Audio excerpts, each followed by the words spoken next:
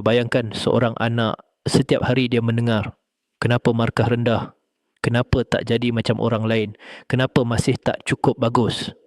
Dia diam, tetapi dalam diam itu dia sedang penat, sedang takut, sedang kehilangan dirinya sendiri. Persoalannya, adakah kita sedang membina anak ataupun tanpa sedar sedang mematahkan semangat mereka?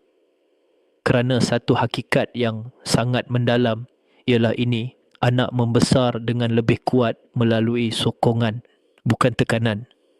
Assalamualaikum warahmatullahi wabarakatuh dan salam sejahtera. Tuan-tuan dan puan-puan ibu bapa yang saya hormati, setiap ibu bapa pasti mahukan yang terbaik untuk anak-anak. Kita mahu mereka berjaya cemerlang, mempunyai masa depan yang baik. Kerana kasih sayang itulah kita mula memberi perhatian kepada pelajaran, disiplin dan pencapaian mereka. Namun, dalam usaha mahu melihat anak berjaya, ada satu perkara yang sering berlaku tanpa kita sedari, tekanan. Masalah sebenar bukan kerana ibu bapa mahu anak berjaya. Masalah sebenar ialah apabila kasih sayang diterjemahkan dalam bentuk tekanan yang berlebihan. Kita mula membandingkan anak mendesak tanpa memahami kemampuan memarahi, tanpa mendengar perasaan mereka. Kadang-kadang kita fikir, kalau aku tekan dia, dia akan berjaya. Tetapi hakikatnya, tidak semua anak menjadi kuat melalui tekanan.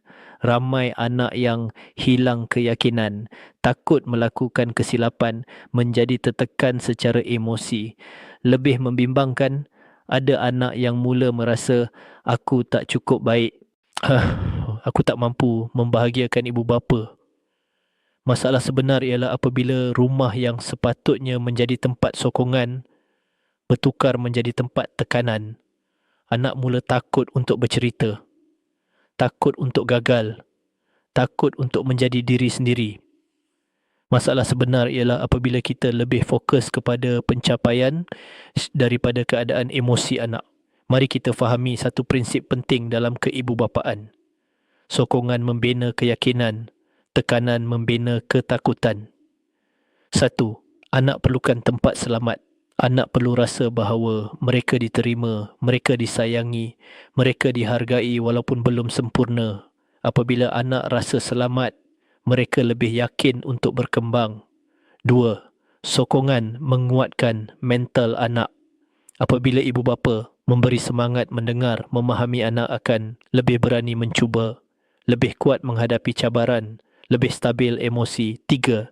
Tekanan berlebihan memberi kesan jangka panjang. Tekanan yang berterusan boleh menyebabkan hilang keyakinan diri, takut gagal, hubungan renggang dengan ibu bapa. Kadang-kadang anak bukan malas, mereka hanya terlalu penat secara emosi. Saya ingin berkongsi satu kisah seorang anak yang sentiasa ditekan untuk berjaya. Setiap kali keputusan peperiksaan keluar, dia dimarahi. Setiap kesalahan dibandingkan dengan orang lain. Lama-kelamaan, anak itu belajar bukan kerana minat, tetapi kerana takut. Dia mula takut gagal, takut mengecewakan ibu bapa, takut menjadi dirinya sendiri. Akhirnya, dia hilang keyakinan. Kisah kedua, seorang anak yang juga diuji dengan pelbagai cabaran. Namun ibu bapanya memilih untuk menjadi penyokong.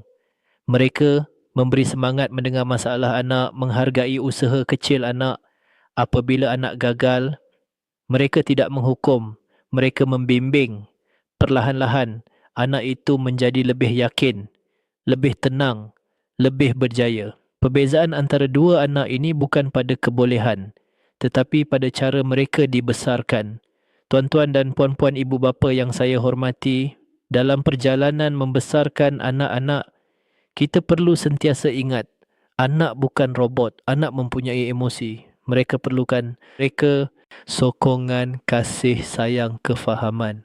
Kita tidak perlu menjadi ibu bapa yang sempurna, tetapi kita perlu menjadi ibu bapa yang hadir dengan hati. Mulakan dengan refleksi. Adakah anak kita rasa disokong?